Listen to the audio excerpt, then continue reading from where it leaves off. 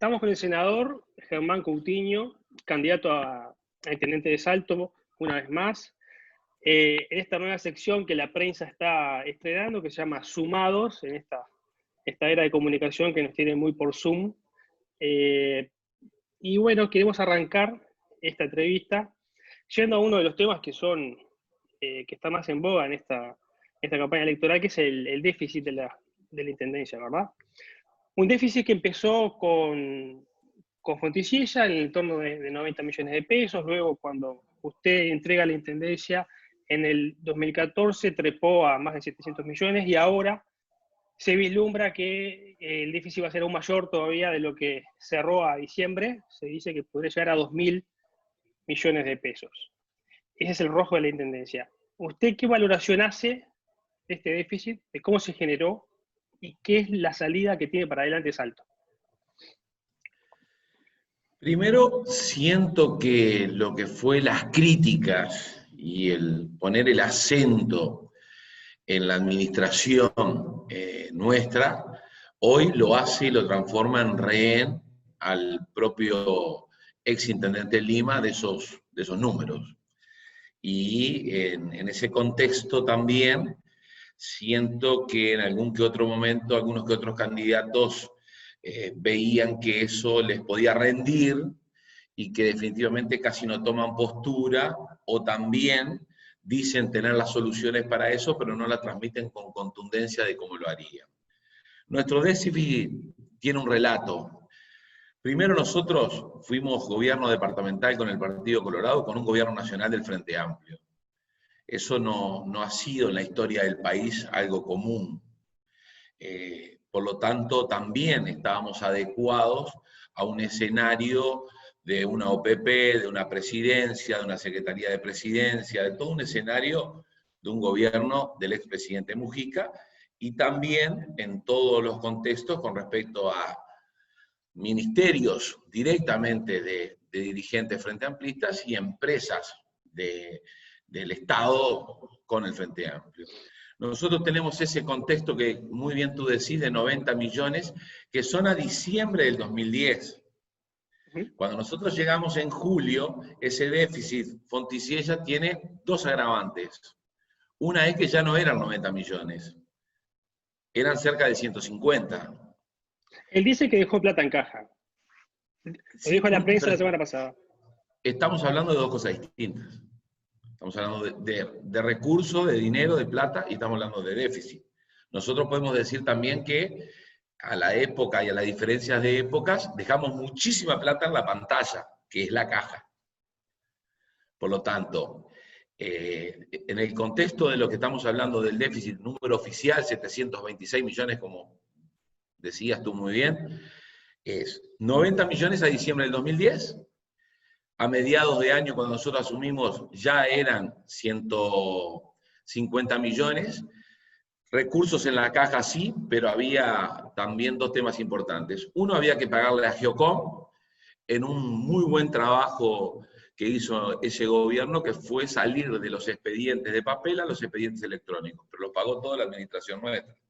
Más de $1 millón que lo pagamos nosotros y que en aquel momento fue todo un proceso de trabajo que hicieron, y en aquel momento en el centro de cómputos, diríamos, de la Intendencia trabajaba Alejandro Mostov, que hizo un trabajo interesante, importante, y que me parece que la Intendencia tenía que salir del papel a lo electrónico, pero todo ese recurso fue nuestro. Y también durante ese proceso hubo todo un escenario, que están los registros, de malas liquidaciones de IRPF, en donde hasta funcionarios de termas de la ARAPEI casi pierden sus casas por no solucionarlo, y está claro que los funcionarios no iban a devolver el dinero, lo pagamos nosotros. Pero vamos al déficit en concreto, que es la pregunta. Nosotros en julio eran 150 millones, ya no eran los 90. El 3 de junio del 2010, el intendente Gabrieli, que fue el que sustituyó a Fontecilla para que Fontecilla pudiera ir a la elección, y el secretario general Aris Correta, firman una adecuación de 625 funcionarios que tenía un costo de 477 millones. Entonces ahí nos vamos, 150 millones más 477, estamos hablando de 627.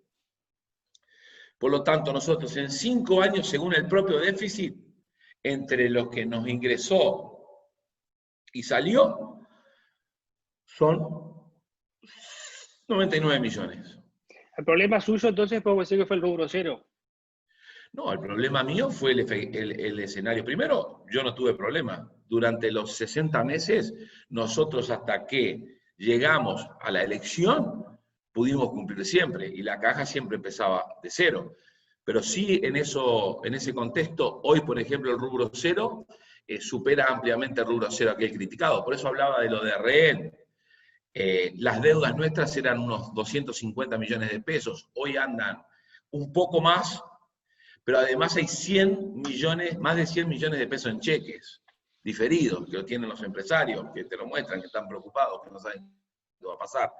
Y el déficit, sin pagar el fideicomiso, llega a 1.556 millones. Duplican el déficit, no hay obras en la rendición de cuenta, gastan muchísimo menos en todo lo que se necesita, como por ejemplo la caminería, los números son claros, nosotros invertimos 10 millones de dólares en la caminería, ellos privatizando no hacen la caminería y gastan 5 millones de dólares. Critican un boleto a 6 pesos, pero definitivamente hoy la empresa de ómnibus tiene un déficit más grande que aquel. Critican nuestra gestión de turismo, cambian hasta la marca, Destino Termas, se van a Pájaros Pintados, critican los 25 millones por año que nosotros le volcábamos a los parques turísticos, ellos le vuelcan 50, y también critican los organigramas y todo el escenario de cargos de confianza, y ellos se distribuyen millones de dólares en cargos de confianza. Y entre otras cosas, más de 2 millones y pico de dólares en publicidad. Por tanto, el déficit nuestro tiene una razón. El que arrastramos, el de los 625 funcionarios, con Fonticiella, la gente ganaba 7.000 pesos, 8.000 pesos. Él antes de irse les deja el regalo de que gane, el que gane menos 20 y pico, y eso fue algo que terminó siendo pesado para nosotros, que decidimos no crear tasas, no crear más escenarios de poder cobrar a la gente, reenganchar y generar ese tipo de cosas. Por lo tanto, en ese contexto, también después, como digo, se hacen rehenes, porque todas las intendencias muestran los números y son el 100% del déficit de todas las intendencias. Salto termina significando el 4%. Igualmente, el futuro no es fácil para Salto en el sentido de que tiene que hacer frente al pago de una cuota bastante pesada de fideicomiso de Aymán, que representa algo así como el 10% del presupuesto municipal, y que además es un préstamo a una tasa de 7% en UI, que también va variando y se va incrementando. Entonces, como que parece ser una mochila bastante pesada para quien sea que gane las elecciones y que tenga que administrar Salto en el próximo periodo. O sea, ¿se puede seguir con ese fideicomiso así tal cual? Porque Lima, por ejemplo, plantea que hay que tirarlo para adelante 30 años. Marazado plantea una moratoria de 2 años. ¿Cuál es la postura suya? Primero que hay que detener el déficit.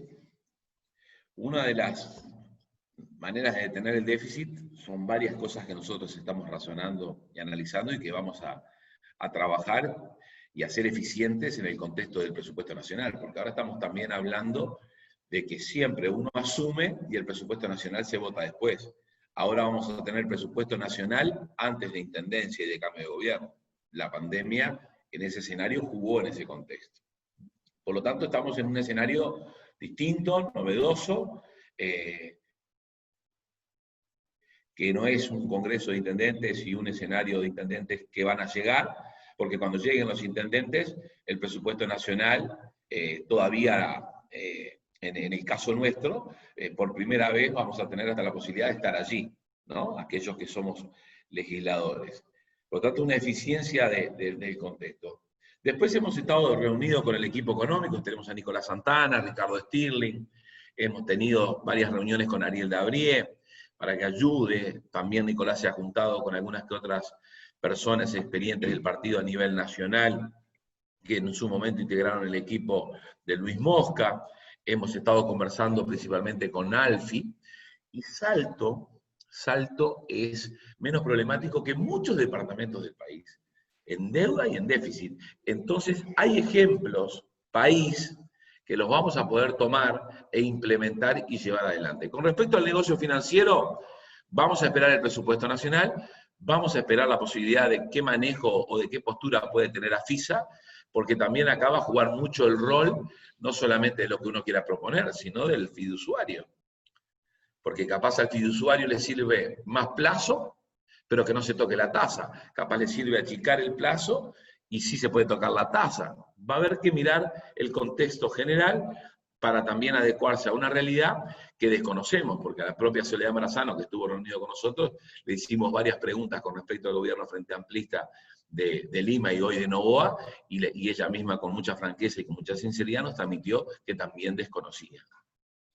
Y respecto a esas medidas que usted manifiesta que estuvo evaluando con su equipo económico, ¿qué medidas concretas está ideando para batir este déficit? Por ejemplo, ¿se va a manejar con la misma cantidad de directores que se manejó en la anterior administración? ¿Anda por ahí también la propuesta de bajar el sueldo del intendente? ¿Qué medidas concretas tienen en mente? Una de las cosas que tenemos pensado es llamar en los próximos días a los candidatos que no están en nuestro lema, pero sí están en la coalición y que están transmitiendo que van a bajar el déficit, que van a tener un contexto económico mucho mejor que esto, y nosotros estamos muy interesados de ver cuáles son sus ideas para tomarlas como propias, si van a echar gente, si van a privatizar servicios, de qué manera lo van a hacer, nos parece muy interesante, para ver de que si realmente tienen esas certezas, nosotros tomarlo y implementarlo. En el caso nuestro estamos viendo de qué manera poder no bajar el déficit, sí detenerlo. Y entre otras cosas, para eso es fundamental saber qué está y cuáles son los compromisos que hoy tiene la Intendencia que no nos han podido responder, cuál es la planilla de funcionarios, cuáles son los convenios de arrendamiento de servicios, cómo es el sistema de cooperativa que implementa para pagar, cuáles son los acuerdos que tiene con algunos espacios públicos que no vimos que pasaran por la Junta y se firmaron solo a resolución. Son muchas cosas a la vez como para poder, con un contexto de estas características, tomar algunas que otras medidas. Y después también en el presupuesto nacional creo que se tiene que ser mucho más eficiente en la salud, de que los recursos de la salud pasen y vengan hacia el norte. Hoy parece que Villar sería un ejemplo en Montevideo, sí, pero todo a pedir de boca. Mientras acá las comisiones de apoyo, la falta de atenciones, las policlínicas arregladas y levantadas por la Intendencia, en la educación también una gran participación de la Intendencia, en la seguridad también. O sea, ahí hay mucho gasto público, social, que sale desde la Intendencia, que no tiene que salir más de la Intendencia y que tiene que venir directamente de un presupuesto nacional que, a diferencia de antes, no puede quedarse trancado en el Santa Lucía. Y después también activar algunos que otros caminos y accesos y temas que la Intendencia atiende, que en su momento histórico ya fueron del Ministerio de Transporte y Obras Públicas, y que para nosotros tiene que volver a ser responsabilidad del Ministerio de Transporte y Obras Públicas. Eso bajaría muchísimo la intervención de que con los recursos para uno tener una intendencia eficiente, una intendencia que funcione, pueda llevar adelante e impulsar ese mecanismo que va a ser importante y que va a ser un gran ahorro de los recursos de los salteños. Respecto a los municipales, si mañana fuera intendente, ¿haría lo mismo que hizo Lima, de finalizar contratos de gente que hoy está contratada para achicar la plantilla? ¿Cómo se manejaría con ADEOMS? Porque también hemos leído por ahí de que usted no tiene muchas ganas de negociar con ADEOMS. En estos días está en boga el tema de la readecuación también, que bueno, que también puede ser lo mismo que usted decía hoy, lo va a enfrentar el que viene. Varias cosas. Primero, yo con ADEOM quiero conversar. Lo que no quiero conversar y no voy a conversar es con el actual presidente de ADEOM y con algunos de sus directivos, en donde el hecho está comprobado que en mi gobierno actuaron contra Salto, contra mi administración, y que eso quedó en evidencia finalizada la elección. Por lo tanto, yo tuve mucho respeto por todos ellos durante los 5 años, pudimos intervenir y trabajar y hacer cosas en conjunto, pero después se quedan las pruebas concretas que muchas de sus intenciones tenían no gremiales, sino políticas, tal es así que hasta llega a público conocimiento una grabación en donde se adjudica el triunfo contra nosotros. Por lo tanto, con ellos no voy a conversar porque ellos son dirigentes políticos partidarios y no gremiales. Sí, el tema es que los elige la gente de la Intendencia, entonces, si Pero son también, ellos, son o ellos. sea, sí, pero también no tengo por qué hacerlo yo, lo hará mi equipo. O lo hará a los tiempos que tengan que hacer, o también no hay por qué siempre hablar con todos los agremiados.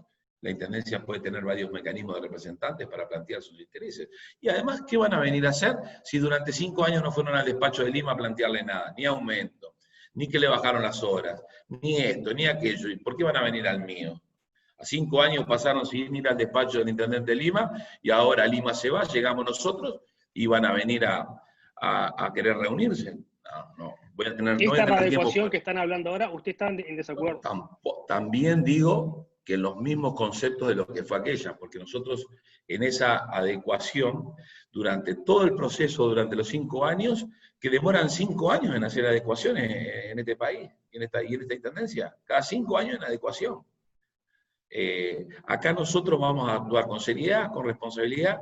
La intendencia tiene que volver a ser de los salteños, no de un partido político, como dijo Lima con Sendic en la plaza cuando ganó. Hay Frente Amplio para rato.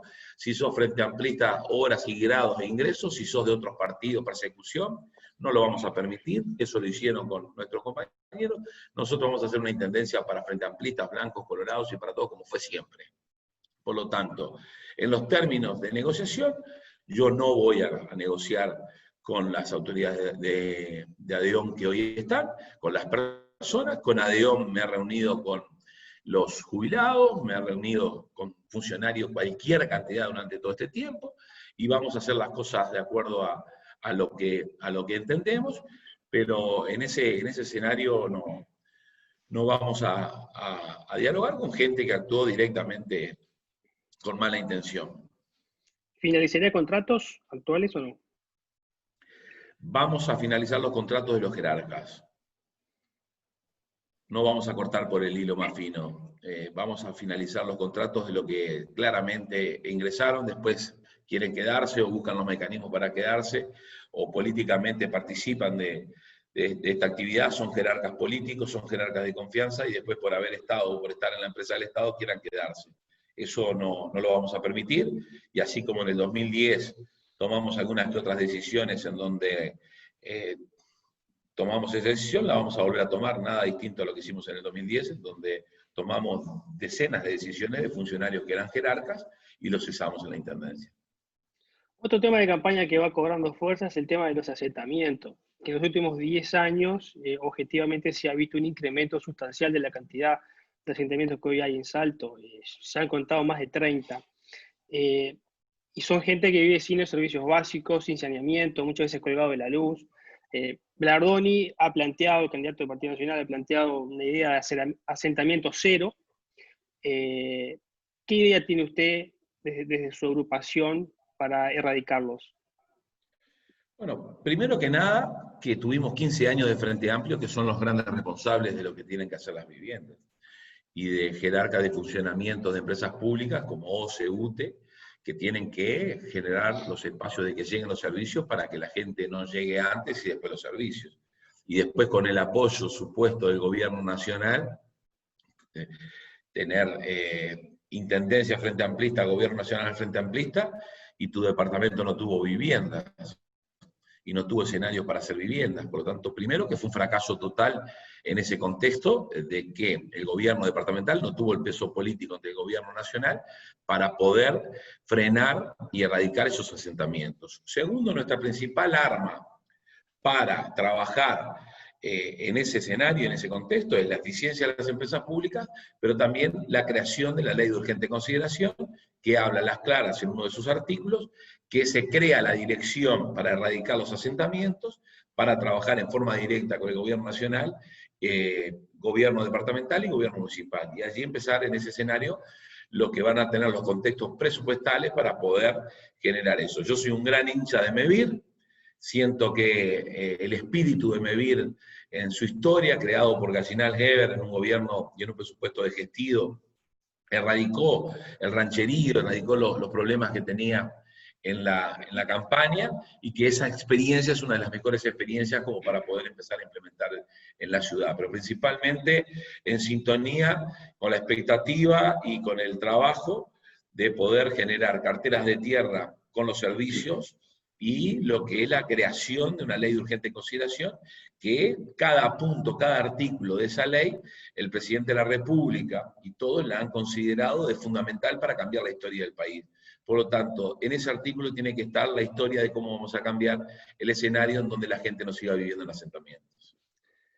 Yendo a temas partidarios internos, usted va con 30 listas a su candidatura, lo cual demuestra un favoritismo claro de su figura. Y hemos visto los últimos días que de otros sectores, en el caso de la lista 4000, se bajó y no va a estar en cancha. ¿Qué lectura hace de ese hecho político? Yo creo que la 4000 no se bajó, sino que tomó la decisión de no participar de la elección. En realidad había participado de la interna, participó de las nacionales, estaba empezando a generar algunas que otras participaciones en la campaña, apoyando a Gonzalo Leal, trabajando en coordinación con Gonzalo Leal, y se iba a ir concretando todos esos escenarios. Yo hablé bastante con Daniel, estuvo acá en mi oficina, estuvimos conversando largo y tendido. Daniel es de una familia histórica conocida de Salto como Aliasi, en los cuales también han sido históricamente conocidos con las familias de mi madre, de mi padre, de esas familias de este departamento que tienen esas características de conocerse de toda la vida y de poder hablar y de tener los relacionamientos que tenemos por encima de no tener una relación permanente. Estuvimos rato charlando, meditando, conversando, y él me manifestó con claridad y contundencia su desconformidad con lo que ha sido su relación en los últimos tiempos con la dirigencia del partido y con el escenario del partido a nivel nacional, lo cual yo no voy a interferir, le di mi punto de vista, traté de convencerlo, pero él está muy firme en eso de lo que ha sido esa relación que yo desconozco, porque Daniel empieza trabajando con el doctor Sanguinetti, con Ballistas, en la interna apoya y impulsa y trabaja también coordinado con Tamara Viera, todo un contexto de esas características que fue lo que fue el inicio, diríamos, casi principal de su actuación. Por lo tanto, él tendrá sus razones. Él hizo un comunicado diciendo que no se sentía representado por la conducción actual del partido. No sé si hablaba a nivel nacional o local. Bueno, a mí me dijo acá que el problema de él era, y lo que él sentía era a nivel nacional, que se sentía de que a nivel nacional no tenía más la representatividad, la relación, y que esperaba que hubiera sido otro la relación y el trato que no estaba teniendo. Fue lo que me transmitió él acá en mi oficina cuando me vino a contar y a transmitir y a conversar un poco de por dónde iba a ir. Bien. Respecto a las encuestas que hemos visto que hay para todos los gustos, ¿no? Algunos lo van a usted segundo, otros lo van a usted tercero, y da la impresión de que acá hay una puja entre usted y Albizu para ver quién es el que va segundo para generar ese efecto de polarización que usted sí pudo conseguir en el 2009. ¿Ahora cómo se siente con eso? ¿Siente que puede polarizar de vuelta? Que hay una puja del comando de Albizu de intentar generar eso, pero no hay una puja entre nosotros y Albizu en ese contexto. Yo creo que Albizu está legítimamente trabajando porque tiene la aspiración de ser el intendente de Salto y está trabajando con su gente, con sus listas, con Blardoni, con Cabildo Abierto, con Mieres, y está buscando tener la mayor cantidad de voluntades salteñas para poder lograr llegar al gobierno departamental. Y yo estoy trabajando con mi partido, con mis listas, con nuestros candidatos a alcalde, con lo que es las otras dos candidaturas, tanto de Gonzalo Leal como de Miguel Félix, y estamos haciendo un esfuerzo importante. Nosotros en junio fuimos el partido más votado en Salto. Yo fui el candidato más votado del departamento. En octubre todas las encuestas nos daban lejos 14, 15, 20 puntos y logramos llegar a la Diputación y por lo tanto también estar por encima del Partido Nacional, que es en el único departamento que no logra la Diputación.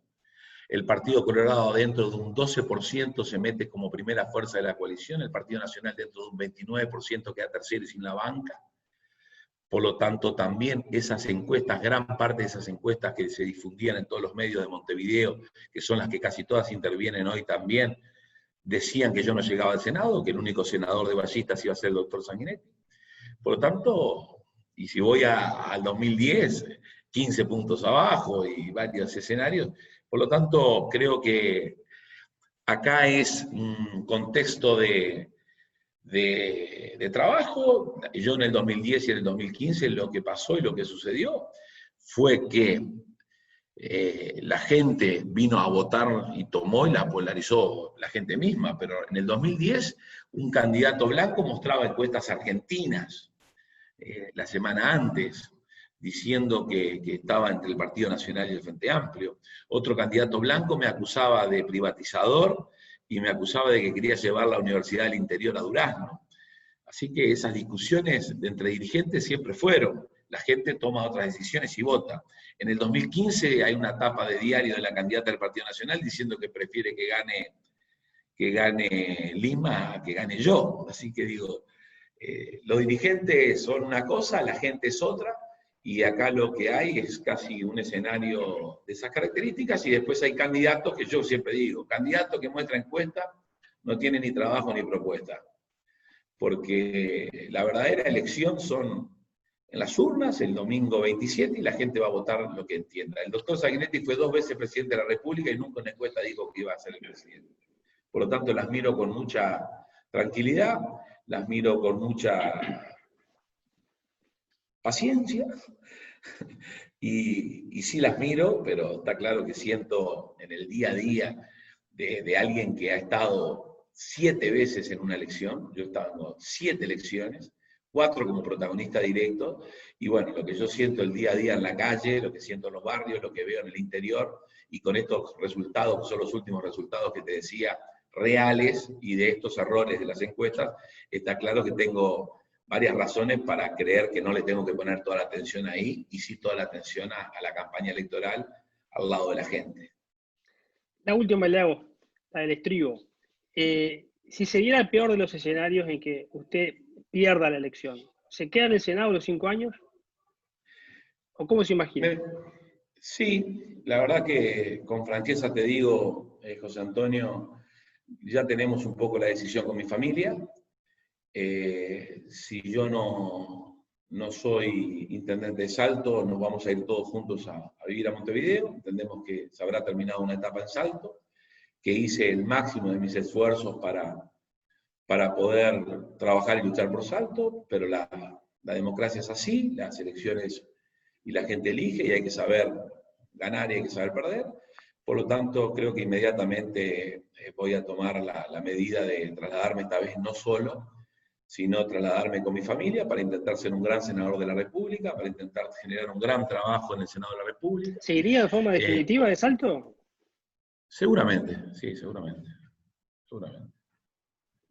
Sí, yo creo que ha sido muy duro los últimos 5 años lejos de la familia. El Senado no es la Diputación, son más comisiones, más presencias, más protocolos, y no estoy ni allá ni acá, y eso hace que baje mis estándares como legislador. Yo creo que estando allá, acompañado con mi familia, sin necesidad de ir y venir, sin necesidad de muchas cosas, puedo levantar mis estándares del Senado, que los levanté bastante en este último tiempo, en intervenciones, en la LUC, en el debate con Andrade, en las participaciones en el contexto de lo que fue todo esto tan importante para el país. Fui el legislador de la coalición que más participó, sin estar en el escenario de la comisión. Y bueno, y después tengo varias razones como para intentar. Estos años fueron muy difíciles para toda mi familia, fueron todas cosas muy distintas, y bueno, estoy haciendo el intento, y si no, bueno, me iría a trabajar allá, pero ya no solo, y bueno, me instalaré allí en el despacho que hoy tengo la suerte de ocupar, que es el de Luis Valleverre, e intentar dejar el alma para salir adelante en todos los contextos, apoyar al país, y bueno, y después también aportarle desde allá todo lo que pueda a una lista que hoy es parte de mi vida en todo contexto, que es la lista 15, que en sí ha tenido toda una baja importante y que hoy cuenta con un Senado y un diputado, y los dos son de Salto. Así que voy a intentar aportarle a la lista 15, permanecer en todo lo que es el contexto con ballistas y empezar a ver qué va a ser un poco el futuro. Pero mi sueño es volver ahora, siento que tengo la fuerza ahora, siento que tengo los 50 años y la edad justa, y bueno, lo que sí no me veo es de vuelta cumpliendo funciones en Montevideo sin estar rodeado y acompañado de mi familia, porque el tiempo pasa, es muy rápido y después uno en ese escenario no está ni allá ni acá y eso no es bueno para nadie. Muy bien, senador. Muchas gracias por el tiempo que nos ha dispensado a esta sección de sumados de la prensa. Muchas gracias. A la orden, muchos éxitos y que sea una gran campaña electoral para la prensa también. Gracias.